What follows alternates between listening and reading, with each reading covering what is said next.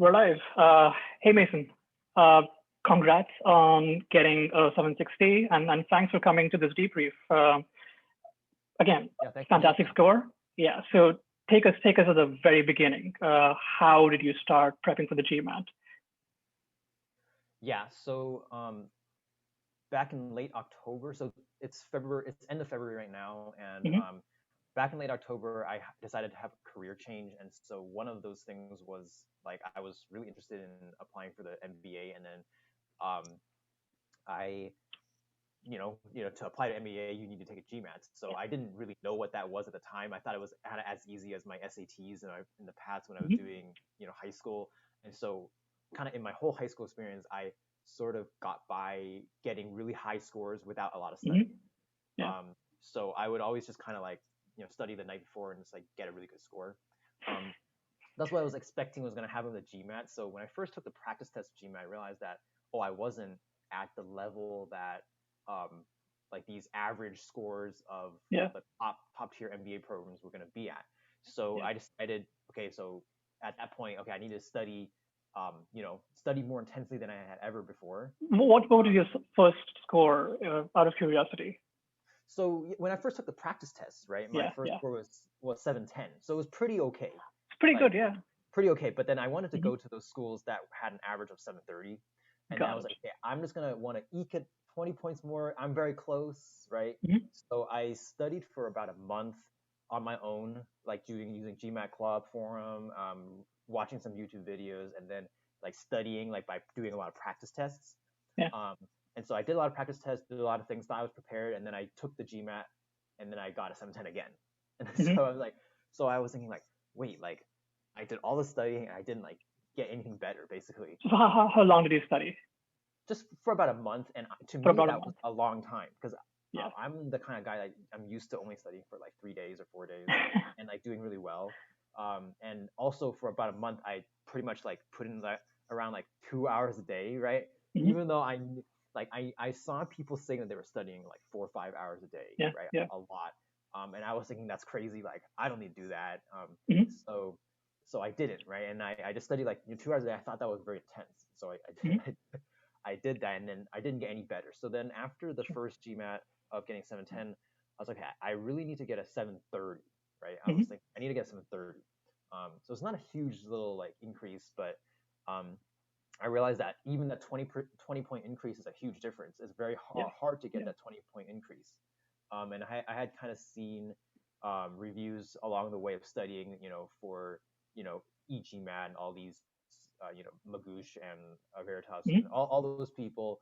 Um, but I think I saw that e-GMAT had the most reviews and the most positive reviews, and it seemed like they had the most kind of stories about people coming from like 650 to 760 Sure. and things like that, and like really big success stories. So I was Mm-hmm. like, obviously, I knew that like obviously that's a marketing tactic too. I knew that, Yeah. but because I do marketing a lot, so I knew that that's like a marketing tactic. But I was like, well, I mean, if other people can do it, then like why can't I do it, right? So Mm-hmm. um, I decided to kind of like take the course. I had a I had a first call with one of the people that was discussing the whole breakdown of GMAT, like the scoring itself. That's the thing that I did not know. Like when I was studying by myself, the one thing I was always confused about was, do I need to work on quant or do I need to work on Got it. verbal? I could never tell because Yeah. I thought, oh, my quant is so high already. It's 49. Like, Mm-hmm. so I don't really need to work on quant, but I was in the 70 percentile. So it was kind of Yeah. weird to me.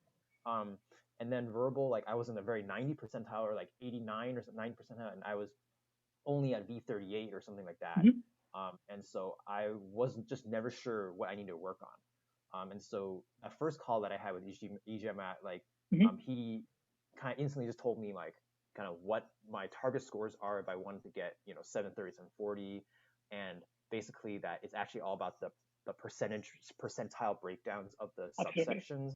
And I had never really encountered that before. So did So you have an ESR? Do you have an enhanced score report that you guys went well, through, or was just I actually canceled my first score because I thought that was not a good thing to have 710 yeah, on yeah, there. So I canceled it, and so I didn't have that. So got it. that's that was sort of like a regrettable thing. But Mm-hmm.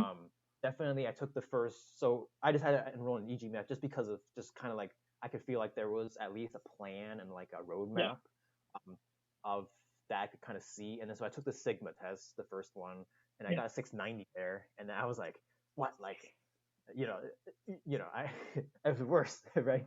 So at first, you kind of get a little bit like I think one of the first couple of videos, I think Pyle was talking about like you have to hang your ego on the door. So I think Hmm. that was the most important thing actually. Yeah. Like you got a 690, and I was thinking like, well, but I got a 710, so it must be actually closer there, right? Sure. But um, so I realized that my CR was in the 40th percentile, and my RC was actually in the 90 something percentile, and then my SC was in the 70 percentile. This is from the Um, test, the first test, the from the 690 test that you took. Sigma Yeah. test, Yeah. yes. So that Um, basically breaks down your entire score into these individual percentiles. So it helps you identify where you've got to focus. exactly, yeah. And I kind of knew that I didn't know enough about CR really to like score well, but that really Hmm. showed me that I was like not even close to like knowing anything. Yeah. Yeah. Um, and so that was the first thing. So I knew that okay, my CR was weak, but then I needed to start with SC, and so that was also very interesting because I thought that SC was not that hard, Hmm. just because I'm a native speaker, right? Sure. Um, and so I was but e-GMAT's like SC course was like really interesting and really helpful because it kind of allowed me to logically go through like why sentences are incorrect Yeah. instead of using it based on my own like intuition about what's the right way to say something, because a lot of times the GMAT questions are built in a way that's kind of awkward sounding, Hmm. and so and then the meaning change is actually a big error that they that they actually test. And I didn't realize that all the way up until my first month and a half studying that meaning change was actually um, a wrong answer. I always Yeah. like was Yeah. correcting it to rate like what I thought sounded good. But can I ask you a Meaning question here? As a native speaker, um, why did you start with SC? And especially, it's a long course. It's $100, right? So, what made you want to go through that entire course end to end as a native oh speaker? right. Well, let me just so basically I decided okay, I'm going to really follow the process and to really just Yeah. um not just hang my ego and do it, right? Because my first instinct would just be like just let me just study CR because I know CR and data sufficiency are my two like things I was completely unaware of how to do any of those things. But Hmm. I think one of the coaches or one of the support team of e-GMAT was kind of saying like you gotta follow the process because once you build your SC skills, then you can actually read better, like read in the way of like understanding details and the CR Yeah. details so that you can read CR better and read RC better. So I decided to just follow the process, right? Like, and just trust that I think I started e-GMAT beginning of December, and then I scheduled a test for February, middle of Hmm. February, so I had 2 months. So I'm like, okay, 2 months, I can definitely go through the whole course in 2 months. Yeah.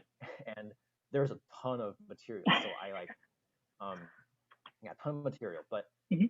definitely like I spent like a whole 3 weeks I think on SC. It was crazy. Even though my SC Yeah. was already at a 77 percentile, I spent all the time on SC and basically just understanding like first of all some grammar gaps that I forgot, because I hadn't taken grammar in a while, Yeah. but also that like um, like the test isn't necessarily about like the right way to say something or the right way to. Hmm. It's actually about finding the logical error about like why that's wrong based on grammar rules. Yeah. Um, and so at first, I mean, not at first, like just kind of throughout the whole e-GMAT course, a lot of times I was indignant about the wrong answers because I thought, I was kind of like in my back of my mind, I was like, that's the wrong way to say it. And I would like write in the comments in the forum all the time. I would be Yeah. like, this is not right. Like my way is right. But I would always kind of realize that, still my answer was slightly weaker than the right Hmm. answer. And That's another that definitely sort of challenge as a native English speaker that you just try to play it by the ear. And yeah. oftentimes the ear doesn't catch the logical errors. And I mean, Exactly. GMAT SE is all about logic. It's not about language. Yeah, I realized the whole GMAT is really based on logic. Hmm. Even the verbal course, like Yeah. not just quant. Like I thought only quant was that and verbal was that, but actually it's very logical. So I pretty much like just okay, yeah, just go with kind of like the process. Like, and e-GMAT Mm-hmm. is very thorough about like taking so much time reading and really like spending the time understanding and then like pre-thinking all the wrong things. Mm-hmm. Which was really like weird for me because I've always learned test taking is like look at the answer choices and then look at the question, right? Yeah, Um, yeah. so it was really the backwards concept. So I think that was really helpful because I've never been as thorough and detailed in my life in terms of like one word changes the sentence like in Mm-hmm. that way, and sometimes a huge sentences. But I thought that like that was like a really good foundation into what e-GMAT was about because I noticed every single subsection course they have is about like understanding the question, Yeah, like yeah. understanding the passage, and not It's, about it's like also very testing. counterintuitive, right? Because GMAT, it's a timed test. You feel like you've got to solve as many questions in as little time as possible. But e-GMAT teaches you to slow things down, apply the Yeah, process, and trust that you'll get the right answer. exactly. And um, like definitely, I think with just kind of like now zooming out of just the details of like what Mm-hmm. e-GMAT was, like I think what is important is that I had several months with it because if I had only taken e-GMAT for like 2 or 3 weeks, I definitely Yeah. wouldn't have gotten much out of it because it requires you to retrain how you approach answers. And so in the beginning, you're going to do worse. Mm-hmm. And I found myself like scoring a lot worse and like going a lot slower and just like not thinking that I was gonna reach those goals. Yeah. But kind of after the whole rigorous like SC then CR, I spent the most time on SC and CR I see. because like CR I definitely spent like also 3 weeks on because that was my weakest point. Yeah. And but I definitely got to like understand pretty quickly the process of CR and like how detailed that could be too, and Mm-hmm. solving those in less than 2 minutes, like pretty soon after doing that rigorous process. Um, but yeah, I think that like at the end, like you can kind of divorce yourself from going through like step by step, and you can kind of see the whole process Yeah. after you've like done the work of like training your brain to do that. Then you can actually easily see a lot of the assumptions and easily see a lot of the what the test takers were looking for. Um, so that was helpful to have like I think 6 weeks out of the 2 months that I had spent on e-GMAT, I spent 6 weeks on the verbal course. Gotcha. And so I was getting a little nervous that I wasn't spending any time on quant really.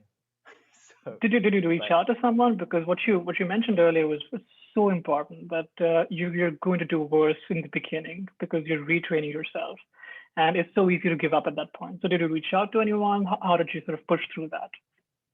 yeah, so I have to say there's two things that were important for me, and I was lucky in one of them. But I think Mm-hmm. even if you don't get like, so I was lucky because I got in like enrolled in that last mile push that like had me assigned to like one mentor that would check up on me Got it. like once a week or once every 2 weeks. Mm-hmm. Um, but even if you don't have that in the beginning, I had actually emailed e-GMAT support like every day. I would like Right. email them all the time, and they would tell me like exactly what I need to do, very detailed emails. So I Mm-hmm. thought that like yes, you have. So in during that time, I needed to be a little bit more proactive. But even like I realized kind of like through the whole process, it was important for me to be proactive and to ask Sure. questions and to participate in the questions. So like I was in the question bank all the time, like commenting on those posts because I still didn't understand the expert's response. Like I still thought they were wrong.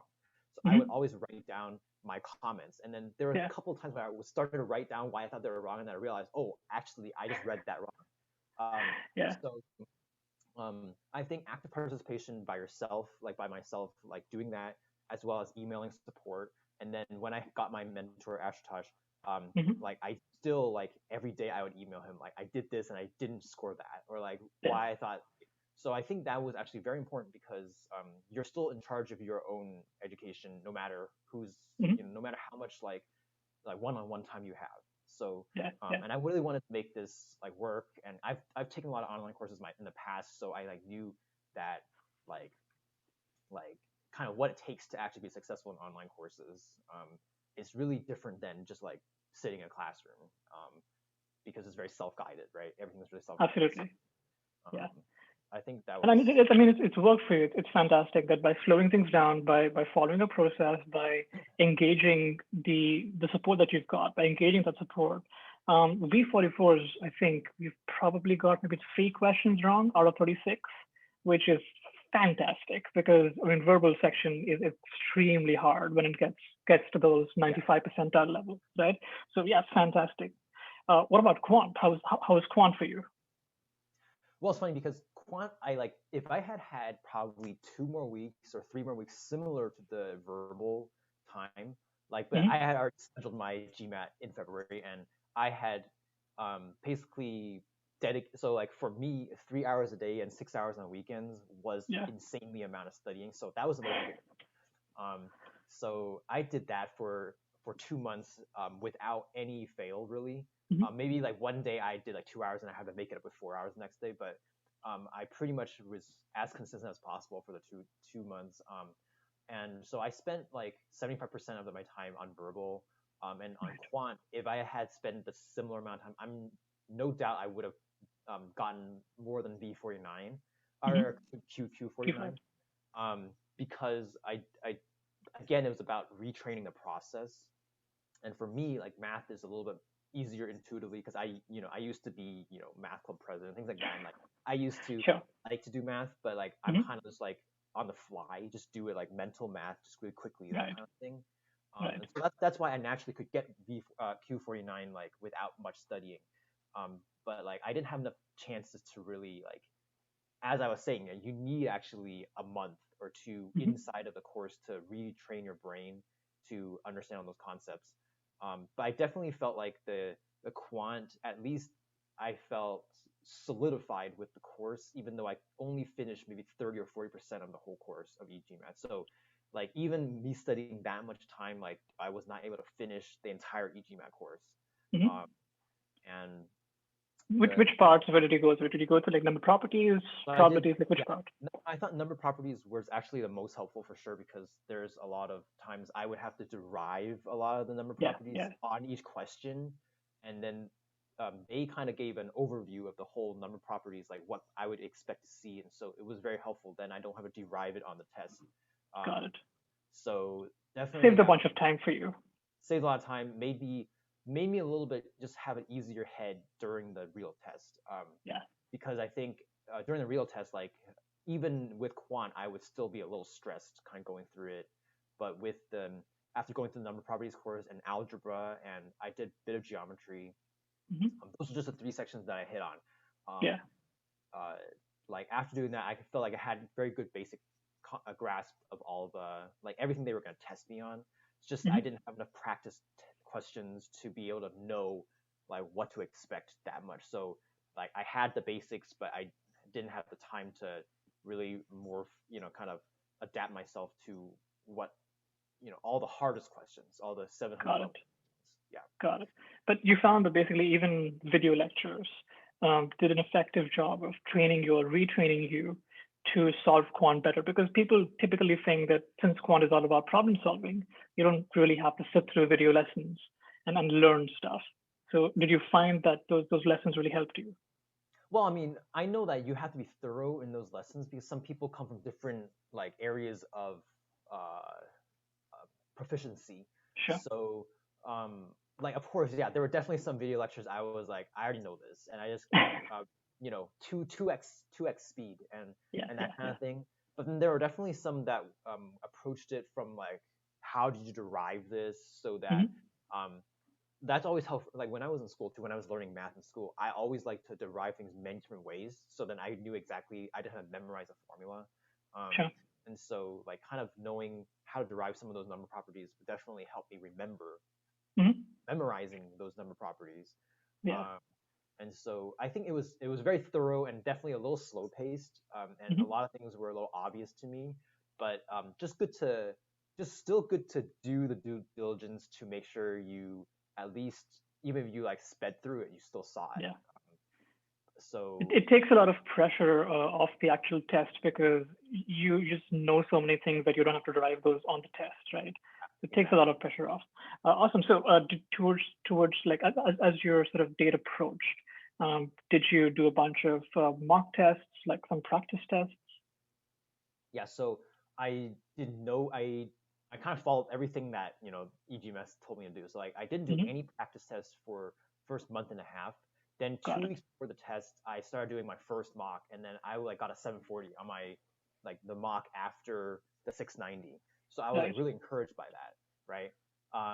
But then then the week after was actually when I had to start quant again, Hmm. because I hadn't actually started quant by then. I did a verbal and then took the mock and I got 740. I was like, oh So yeah, that's a 50-point improvement just by doing verbal. just by doing verbal. Yeah, Awesome. yeah. And then I did quant, and then I think I got a little bogged down with quant, and then Hmm. so my next two tests I got 720 and then 700, and I was so I was like, and this was a week. This is like 3 days before the test, and then Oh, wow. I was actually like panicking because I was like I didn't like get any better, any Hmm. better, right? So then I decided, okay, I'm going to actually kind of disregard kind of the quant things that I had learned because I was not good enough from the e-GMAT process in quant to really utilize their process yet. Sure. So I decided to just go back to my old, because I had gotten quant 47 like with Right. my class, right? Instead of 49. So then I decided, okay, I'm going to like disregard their process with quant for the real GMAT just for now because I don't want that to affect my great verbal score. Got Um, it. so the rest of the 2 days leading up to the test, I just decided to revisit everything I did in verbal, Hmm. like take a lot of cementing quizzes again, take all of the extra scholar. I basically it drained all the scholaranium questions for verbal. Um, Made sure I was trying to score 100% on all of those like questions, and I always scored Right. like 89%. So then I kind of got those back, got my verbal like process back again. Hmm.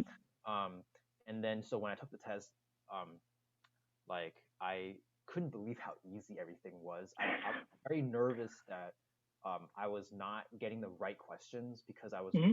was not getting hard questions. So I was like, oh my Yeah. gosh, am I scoring the 600s right now?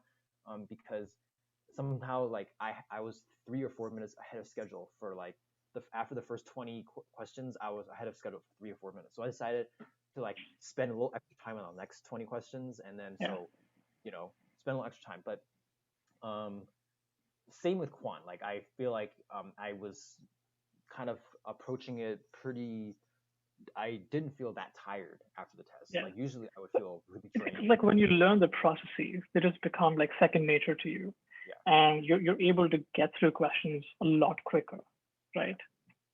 Yeah. yeah. So yeah, I mean that's pretty much what happened. Like I think it ended up that I was actually hitting a lot of hard questions because I got a 760 after that, Hmm. which was like surprise when I saw the screen because my practice tests were like 700 and 720, and I was like, I'll be happy to get a 730 Hmm. this time around. Um, but I got like way higher than that, and I was like Yeah. really surprised. Yeah. Well, that's So awesome. I mean, towards the end also, I think you mentioned the last mile program. I mean, you got a bunch of tailored advice about what specific things you've got to learn and what you maybe don't want to spend time on and stuff like that. So it added structure to your entire process.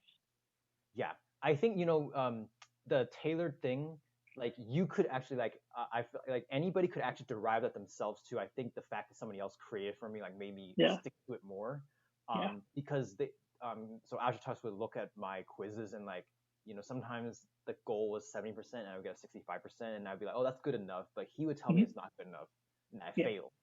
So I like to give myself slack, but he wouldn't, so that's good. Yeah. Yeah, absolutely.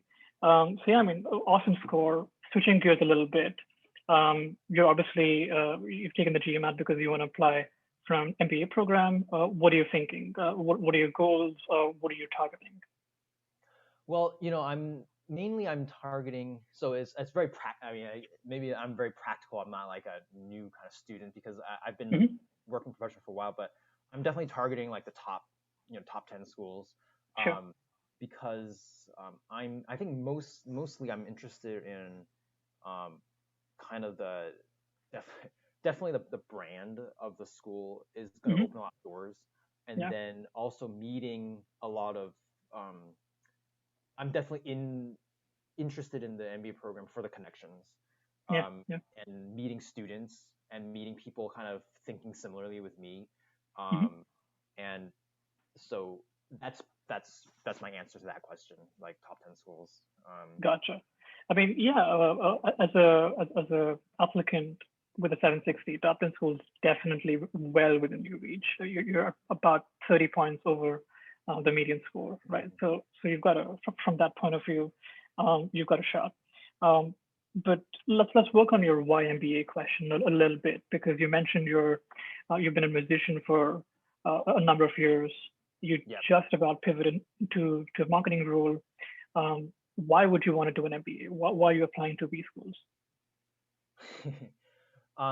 So yeah, I mean, when I started doing marketing about 3 years ago, like I have my own like online marketing agency, and then I was like Mm-hmm. running a business. I was like getting clients, so I was doing sales calls, and then I was doing all this. I was doing marketing, and I realized that, like the thing I liked most about working with clients and doing marketing was actually like building a business and Mm-hmm. like the numbers, the finances of a business, and like you know talking business with my clients and like how this campaign was going to increase their ROI, this blah blah. Sure. Um, I was like most interested in that. And I like didn't really have the chance, as a musician to really think about that kind of stuff. Mm-hmm. Um, and so like I by running my own business and like creating my own business and like doing entrepreneur things, I got very interested in, I guess, like business and in a way corporate in a way, because um, there's some kind of thing where like I start my own business, but there's a ceiling. I feel like I'm Yeah. hitting Yeah. with connections, like who I can meet, who like ideas maybe, and like working with a lot of other A players is a little harder when you're just freelancing and you're just kind of Mm-hmm. on your own, creating your own thing. And I kind of like the structured approach a bit more, and I feel like the MBA and corporate has more of a structured approach. Um, Yeah. and that's what GMAT actually taught me too. Like that made kind of affirmed a lot of things that I liked about, I think, that was missing maybe as a Mm-hmm. musician and as a Yeah. freelance Yeah. Yeah. business person, because like there's not enough. I feel like um it's very creative. Everything's very creative. I have to Right. think a lot of problem solving. I'm doing a lot of those things, but there is not enough kind of structure for me, and a lot of times, yeah, just those things I was telling you about. Like, I feel like going into those business schools, I'm first going to learn a lot of.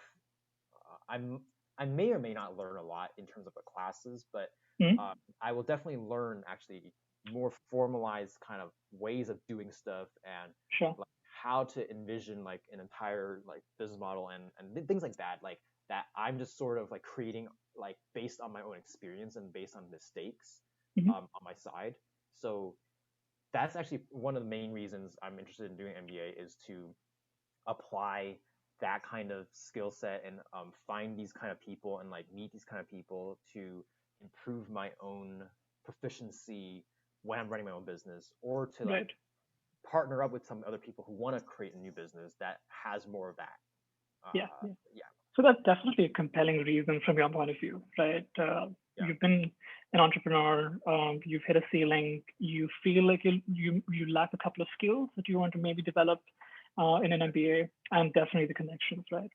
yeah. But again, on your application, when you position yourself, um, every single line that you write down, it's got to be from the perspective of what's in it for them. What's in it for it? Yeah, what's in it for them? Why should the school Exactly. care about this, right? That's why like marketing is helpful, because I think that way a lot of Yeah. times. Like, Yeah. how am I going to market myself, and why are other people going to accept me, because it's not just about me.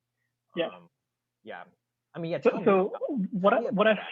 Yeah, yeah, so what I find very effective in communicating the value to the MBA school is talk about your goals, talk about your long-term goal, talk about your short-term goal. If you say that I want to be, let's say, I want to be in the music business, and I want to be so and so. I don't know the music business as well as you do, but I want to be like a hotshot manager, or like a leader in the music business, right? And for that, I need to work as, let's say, a consultant in the music business in the short term. And in order to work as a consultant in the short term, I need this MBA. I need to build these skills. and I need to sort of have that experience of working as a consultant, as a problem solver in this business, so I can reach those heights that I want to reach.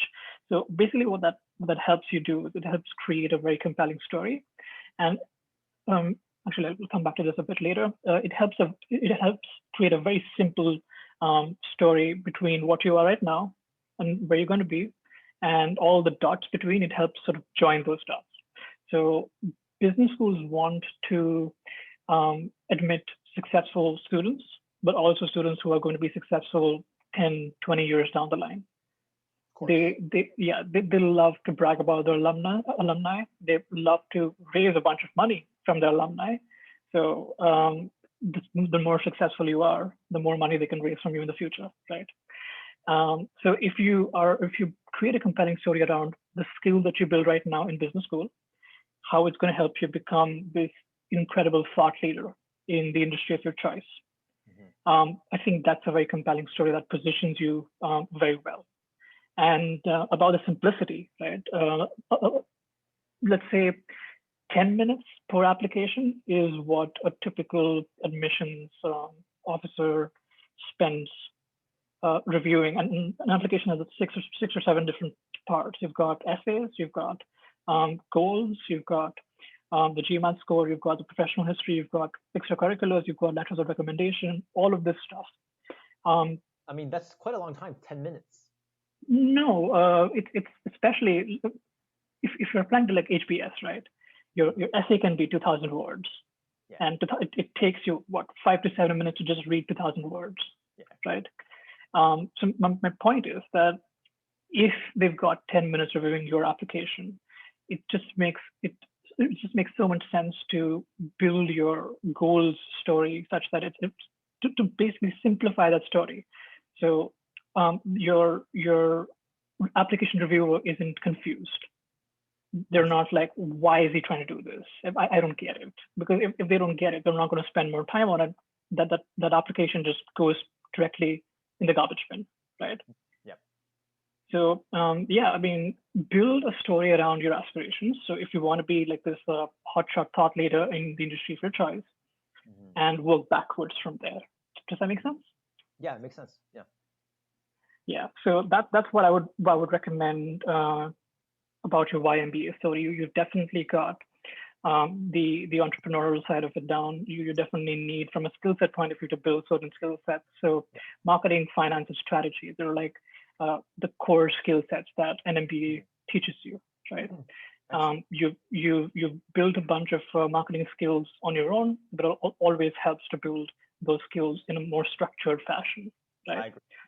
Yeah, but yeah, also give a bit more thought to what you want to be like 20 years down the line, 10 years down the line, and build a story around that.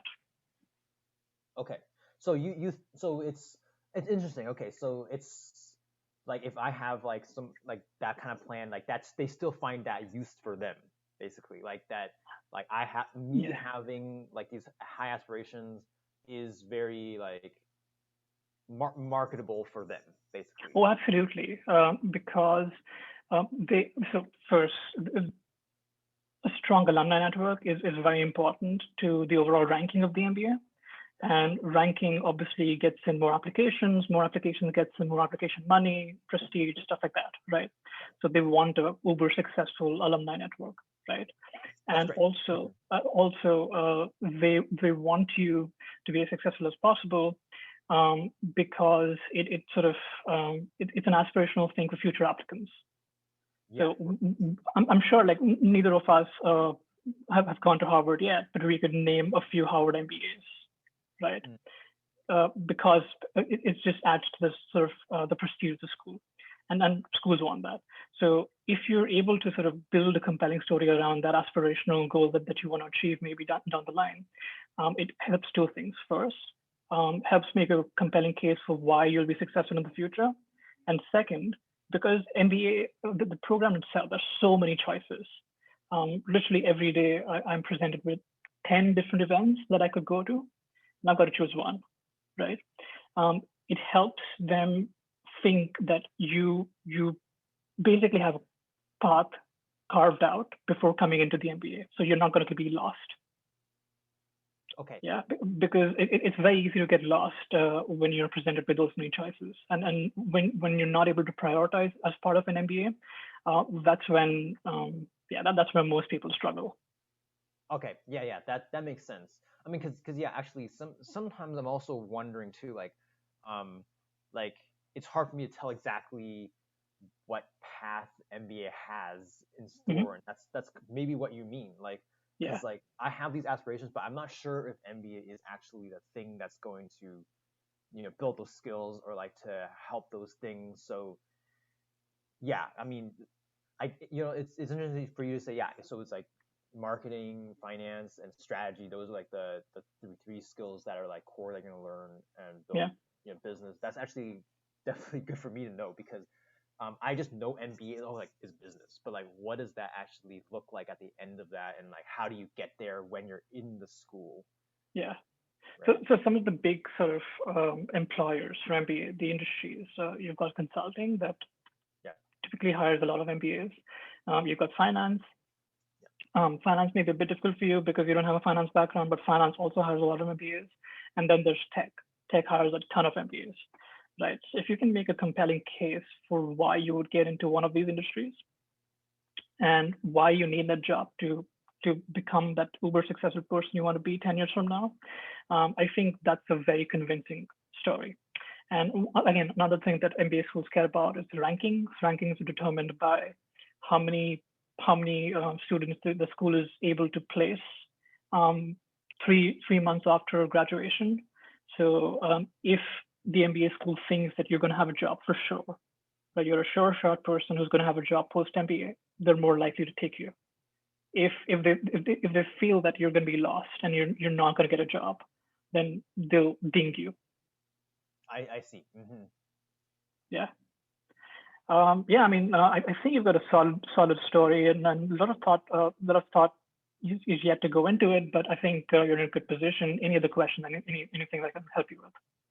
Yeah, yeah. So like, I'm just kind of thinking like, so um, actually, so do we have to end by 10, right? We're good. We're good. Or okay, Yeah. like so from like in terms of, that's just interesting to hear actually their motivations. That's actually very Hmm. helpful. Like for example, for me, yeah, like I would, like, would it be, so basically showing that I'm hireable afterwards, but like, Yeah. for example, a lot of people come into MBA already in a job. So what is that, like, how do you present that? I mean, because That's like for the me, That's the best possible application story. I mean, if so, you mentioned before we started recording that you have a job right now, right? yeah, I so If I, if they're willing to sponsor your MBA, mm, right? And typically, you can strike this agreement with your employer that, hey, pay for my MBA, and I'll join back with your company for, let's say, 2 years, right? A lot of folks come in with that arrangement. B schools love that because that's one less person their that's career gonna team. be lost. Yeah, yeah, because I see. B schools have like career leaders and career coaches part of their career teams, and they work a lot with folks at business school to get them placed, to get them a job. If you're coming in with a job, they don't have to worry about placing you. They don't have to worry about getting you a job. So that's one less person. So they would love you. I see. I see. Yeah, because I was gonna say, like, because actually, yeah, I was able to get like a job in tech, Mhm. um, without any like educational tech background, things like that. So I like could talk about that story and things like that too. And okay, yeah, I mean that's really helpful. Yeah, I mean, so your background's also extremely interesting, and then um, especially top B schools, they love having a diverse class. So Mm, coming from background which is still quantitatively strong because you have a 760, so it's mm. not like you're slouch when it comes to quantitative rigor, right? But you're a musician, you're an artist, and you're coming from that background, so you bring a diverse perspective. So if you can also build a story around that and how that helps you become a good business person, I think that's also a compelling story. Yeah, yeah, okay, that's definitely really, yeah, definitely helpful. Because yeah, Yeah, yeah, we when we do music, there's like a lot of times there's like not a lot of business, but there actually is a lot of business. So like there's a lot of things I definitely learned that helped me navigate also my marketing business too. So both kind of hand in hand. Yeah, absolutely. Yeah. Anything else I can help you with? I mean, tell me about yourself. Like, you are working in the admissions office, but what kind of thing are you? What are your dreams? I'm a student leader, so I don't work in the admissions office, but I interact with the administration a ton to know what they're looking for in potential students. Similar to you, was an entrepreneur, sold my company. Yeah, joined e-GMAT for a bit. I'm at UNC right now, and again, long term, I want to build a company back up. I'm in the tech marketing space, so slightly different from you. Sorry. What did you do?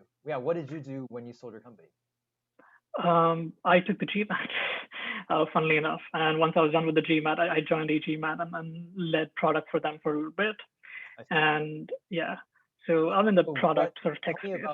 Tell me about like the company that you did sell, and like what did you work on? Like what was your business? We were an investment tech company. Well, we built like analytics tools to help regular people make better investments. I see. Yeah. Cool. So finance tech or fintech? Yeah. Fintech. Okay. Yeah. So that's also helped me get an internship in fintech in my first year. So again, your ability to relay what you've done so far on how you'll make a difference post MBA is critical. So because I'm from fintech companies are interested in me. Of course, yeah. Yeah. Awesome. And so you want to build another kind of like. So yeah, my application story started by saying that I want to build an investment tech application for the next billion users. And that's what I want to be 10 years down the line.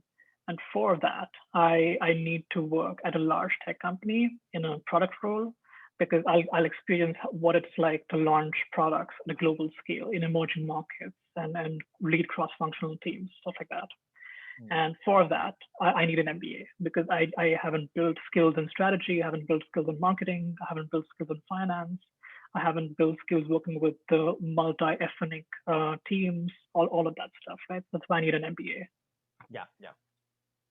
So that sort of makes sense. Yeah. So this is your first year? Yeah, this is my first year. Okay. Great. That's amazing. We should connect on LinkedIn. Oh, absolutely. Happy to. Yeah. Any other questions when you finally do apply, please reach out to me. I'm happy to help. Okay, yeah, sure. Thank you so much for your time, Sure. Shaarang. Yeah. See you soon. Bye-bye. Thanks. Bye-bye.